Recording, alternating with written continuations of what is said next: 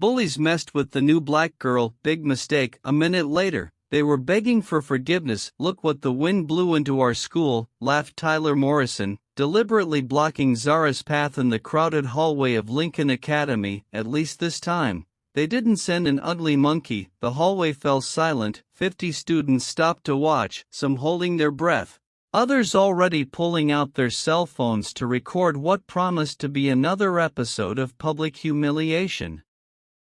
Orchestrated by the school's most feared trio, Zara Williams, 17, stood perfectly still. It was only her second day at the prestigious Connecticut private school, and she was already facing exactly what her mother had tried to avoid by saving every penny to get her out of the neighborhood public school. What? You got a mouth on you? Jake Sullivan taunted, flanking Tyler on the right. Or don't you speak English, right? The third member of the group, Brandon Pierce, completed the circle on her left. Maybe she's used to bananas instead of apples for lunch, he said, making obscene gestures that drew nervous laughter from some of the onlookers. Zara took a deep breath, and something interesting happened in her eyes. It wasn't fear, it wasn't humiliation, it was a dangerous calm, like the stillness before a devastating storm. Excuse me, she said, her soft voice cutting through the air like a sharp blade. I need to get to class. Tyler laughed louder. Her class? Sweetheart, you're at the wrong school. Yours is across town. That's when Zara smiled, a small, almost imperceptible smile, but one that made some of the more attentive students instinctively back away. There was something about that smile that didn't fit the situation. It was the smile of someone who knew something the others didn't. What hidden strength will this girl unleash? Stay tuned to Black Voices to uncover the drama. Interesting, she murmured, tilting her head slightly. Tyler Morrison, son of the mayor, Jake Sullivan, father owns the dealership. Brandon Pierce, family owns the largest law firm in town. The three boys exchanged surprised glances. How did she know that information? You really think you can do this here in front of everyone and it won't come back to bite you? Zara continued, her voice still calm, but now laced with a confidence that made Tyler hesitate for the first time. Listen here, you. Tyler began, taking a threatening step toward her. Zara didn't move. I'd think twice before finishing that sentence, she said, her eyes fixed on his with an intensity that sent a chill down the boy's spine. There was something about her posture, the way she held her fists relaxed but ready, the way her feet were positioned, small details that went unnoticed by most, but which some students with older brothers in the military or who practiced combat sports recognized immediately. What's going on here? Principal Reynolds' voice cut through the tension like an axe. Tyler immediately changed his expression to the mask of the model student he had perfected over the years. Nothing much, Principal, we were just welcoming our new classmate. The principal looked suspiciously at the circle of students, then at Zara, who maintained the same serene expression. Ms. Williams, is everything all right? Perfectly, Zara replied, still smiling that enigmatic smile. Just getting to know my new classmates. I'm sure we'll get along just fine. As the crowd dispersed and the three boys walked away with looks of hatred, Zara calmly walked to her locker. Her hands weren't shaking, her breathing was steady, and her eyes shone with a determination that only someone who had weathered much worse storms could have. There, in front of all those curious and somewhat admiring glances, she held a secret that would completely change the dynamics of that school, a secret that Tyler, Jake, and Brandon would discover in the worst possible way. If this story of courage and justice is piquing your curiosity, don't forget to subscribe to the channel to find out how a simple attempt at intimidation would turn into the biggest mistake these boys ever made in their lives. What shocking twist awaits these bullies? Keep watching on Black Voices to find out. Over the next 3 days, Tyler and his friends turned Zara's life into a meticulously planned hell, but there was something they couldn't understand. Why didn't she ever react with fear? On Wednesday, they found her books scattered in the girls' bathroom, wet and torn. On Thursday, her backpack appeared hanging from the tallest tree in the courtyard, causing half the school to laugh. On Friday, someone had spray-painted her desk in the cafeteria with words that made several teachers look away. Embarrassment, she'll break soon, Jake whispered, watching Zara calmly wipe the dirty table. Everyone has a limit, Tyler smiled cruelly. I bet by Monday she'll be begging to transfer schools. What they didn't know was that every humiliation was being carefully documented. Zara discreetly photographed every act of vandalism, every threatening note left in her locker. Every moment the three boys approached her with their cell phone cameras ready to record her reaction. In fact, Zara Williams wasn't just a black girl who had transferred from a public school at age 12, after witnessing her younger brother get beaten up by a group of teenagers in Chicago. She had started training in boxing and jiu-jitsu at a community gym 5 years later. She was a state junior champion in both sports and had been accepted to Lincoln Academy on a full athletic scholarship. Her mother, Dr. Sharon Williams, had insisted that they keep her athletic talent a secret at first. Honey, let them get to know you as a student first, then they'll find out who you really are. But Tyler Morrison had made a fatal mistake. He didn't know that Professor Marcus Thompson, a former Olympic boxing coach and current physical education instructor at the school, had already recognized Zara's instinctive movements on her first day of class. Can I talk to you after class? Professor Thompson had asked discreetly on Friday. In his office surrounded by trophies and photos of famous athletes, he got straight to the point. You fight, don't you? I recognize the stance, the balance, the way you hold your hands. Zara hesitated for a moment, then nodded. My mother preferred not to mention it on the registration forms. Smart, but the Morrison boys have been messing with you, and that can't go on. He leaned forward. There's a way to resolve this without violence. But you have to trust me. Mr. Thompson had seen dozens of cases like this throughout his career. Children from powerful families who thought they could humiliate anyone they wanted without consequences, but this time, they had picked the wrong target. Do you trust the school system? He asked. Zara laughed bitterly. 3 formal complaints have been filed against Tyler this year alone, all dismissed. His father funds half the projects at this school. Then we'll do it differently. Monday is the school board meeting.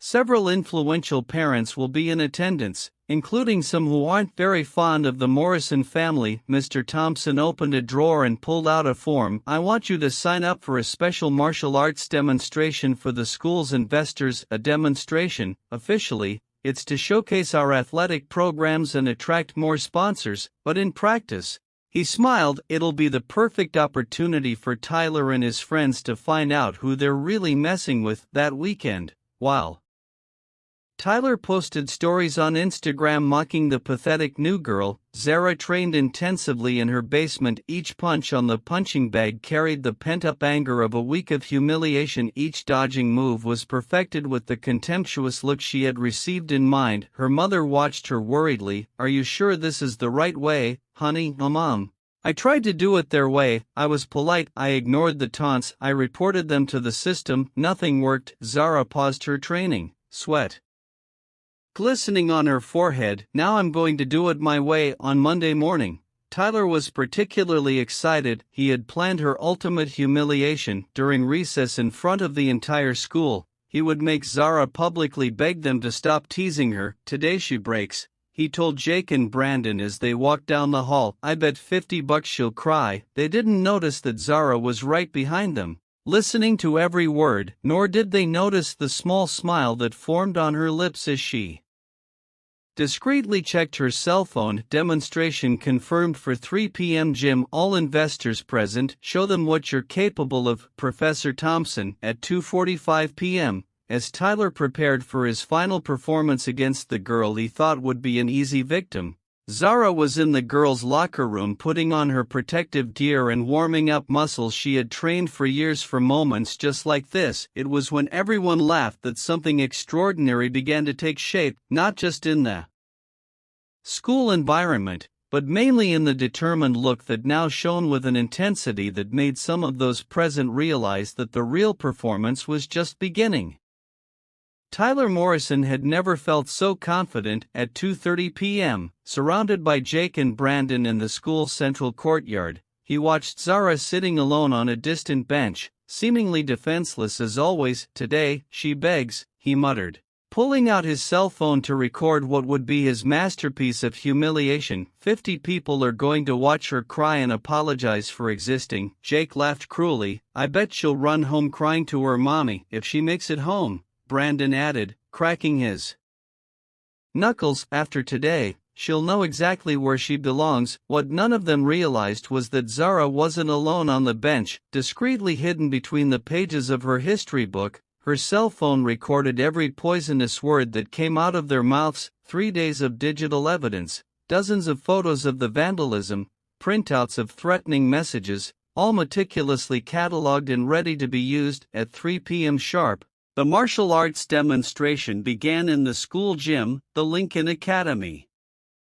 Elite was in attendance, millionaire parents, school board members, potential investors, and to Tyler's surprise, his own father, Mayor Morrison. Today, we introduce our newest athletic scholarship recipient, announced Professor Thompson, his voice echoing through the crowded gym. Zara Williams, state junior mixed martial arts champion. Tyler felt the blood drain from his veins. State champion, the girl he had been humiliating for a week, was a professional fighter. No way, Jake whispered, his confidence evaporating instantly. Zara stepped onto the mat with the grace of a predator. There was nothing left of the shy, defenseless girl Tyler thought he had dominated. Her movements were fluid, precise, loaded with a silent power that made half the audience lean forward, mesmerized, to demonstrate her skills. Continued Professor Thompson, Zara will face 3 of our volunteer students from the school's wrestling program. The 3 fighters, boys larger and older than her, stepped forward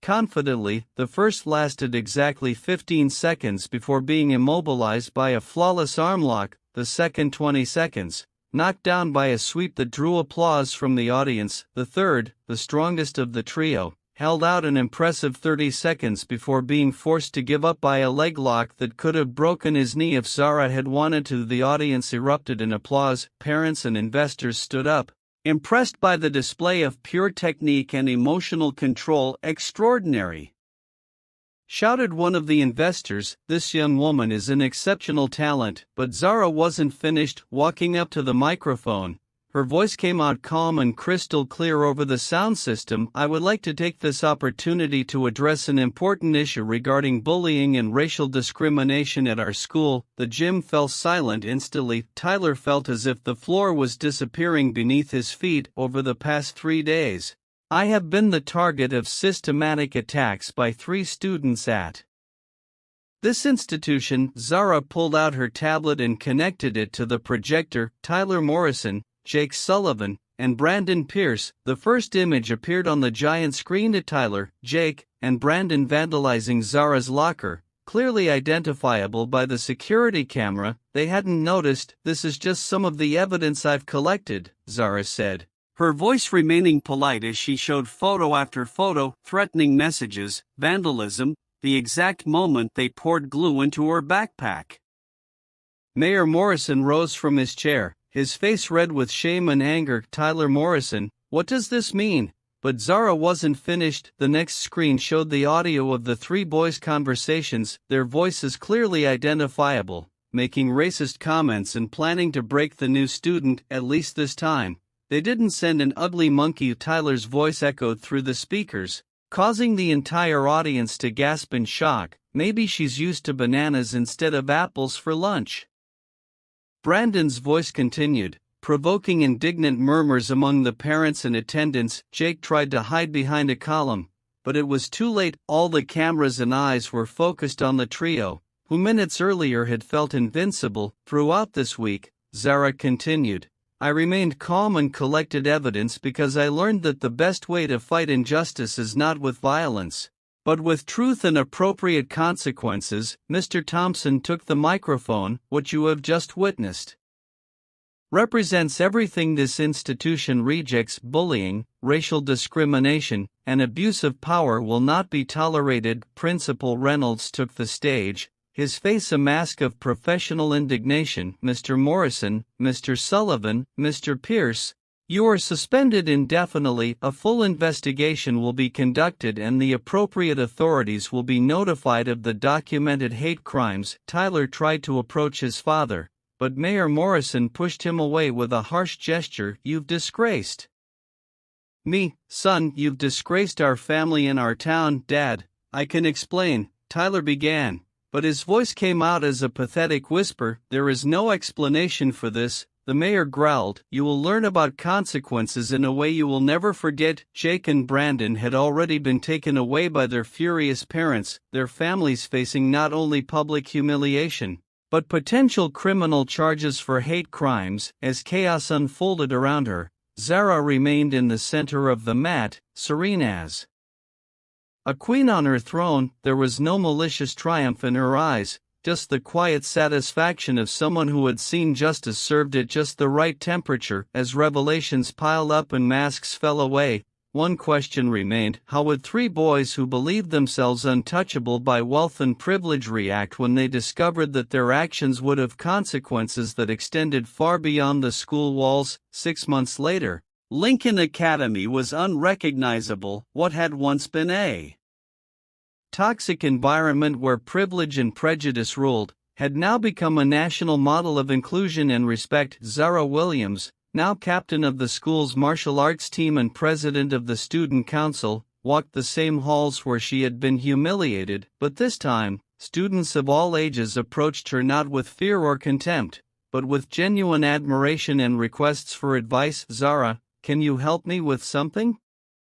asked Madison, a shy 14-year-old freshman. "Some boys in 8th grade are bothering me." "Sure," Zara replied with a warm smile. "Let's talk after class, and remember, you're never alone here." The mentoring program Zara had created served more than 200 students. Her self-defense classes were in high demand, and what impressed everyone most was how she taught not only fighting techniques, but mainly self-confidence and dignity. Mr. Thompson watched proudly from the doorway of her classroom. "She's changed the school more in 6 months than I've been able to in 15 years. He commented to Principal Reynolds. "And to think we almost lost this talent because of 3 spoiled boys," sighed the principal. "Ah, yes, Tyler, Jake, and Brandon." Their stories took very different turns after the devastating exposure. Tyler Morrison never recovered from the scandal. His father, the mayor, lost his re-election bid by a humiliating margin after the video of his son's racist comments went viral nationwide. The family was forced to move to another state, but the internet never forgets. Tyler, now 18, had been rejected by 17 universities in a row, all citing character issues in their rejection letters. Jake Sullivan discovered that words have consequences when his father lost million-dollar contracts after organized boycotts on social media. The family's car dealership went bankrupt in 4 months. Jake now worked at a car wash across town where his co-workers knew his story all too well from videos still circulating online. Brandon Pierce faced perhaps the most ironic consequence. His father, one of the most respected lawyers in the region, was sued for negligence after the scandal. Several clients discovered that racism was a family value and terminated their contracts. The family law firm closed its doors and Brandon was forced to witness his parents divorcing in a bitter legal battle where even his own colleagues refused to represent them. But the most surprising transformation happened to someone no one expected. Mayor Morrison, shattered by public shame, sought out Zara on a rainy April afternoon. She found him sitting alone in the school parking lot, a broken man in an ordinary car, no longer the official BMW of the city. "Miss Williams," he said, his voice trembling, "I know I have no right to ask anything, but can I talk to you?" Zara looked at him with the same calmness she always showed in conflict. "Of course, I failed as a father," he confessed, tears streaming down his face. "I raised a monster because I never taught him about respect, about consequences. You did in one day what I should have done in 17 years. Mr. Morrison," Zara said gently, "it's never too late to start doing the right thing." That conversation changed them both forever. Morrison began volunteering at community centers, dedicating his life to repairing the damage caused by years of neglect. Tyler, reluctant at first, began accompanying his father in these activities. It would be a long and difficult road, but it was a start. At graduation, Zara was chosen as class valedictorian, standing before hundreds of people, including college representatives, vying for her with full scholarships. She delivered a speech that would be remembered for decades. A year and a half ago, I arrived here as a scared little girl, trying to hide who I really was. I thought it would be easier to be small, invisible, harmless. Her voice echoed clearly through the crowded auditorium. But I learned that our greatest strength does not come from our ability to hide, but from our courage to reveal ourselves. She paused, her eyes meeting those of Professor Thompson, who smiled proudly. When we face injustice, we have two choices: we can give in and let it define us, or we can stand up and redefine what is possible. True victory is not destroying those who hurt us, but building something so powerful that they never dare to destroy us again. The audience erupted in applause. In the front rows, her mother cried with pride. In the back, Morrison applauded with tears in his eyes, Tyler at his side, still struggling to understand how he had strayed so far from the right path. 2 years later, Zara received her first full scholarship to Harvard, where she would study law with a specialization in civil rights. Her goal was clear: to help others find their voice and fight for justice within the system. Professor Thompson, now retired, kept in regular contact with his most exceptional former student. Do you know what your greatest victory was? He asked during one of their conversations. What? You didn't just change those boys, you changed entire generations of students who went through that school. You taught them that true strength comes from dignity, not arrogance. The lesson Zara left the world was simple but transformative. When we face prejudice and injustice, our response defines not only our character, but the kind of world we choose to create. She had proven that the best revenge is not to stoop to the level of those who hurt us, but to rise so high that they can never reach us. What about you? Have you ever faced a situation where you had to choose between hiding or revealing yourself? Have you ever had to decide between seeking revenge or seeking justice? Leave your experience in the comments and don't forget to subscribe to the channel for more inspiring stories that show how courage and dignity always overcome prejudice and cruelty.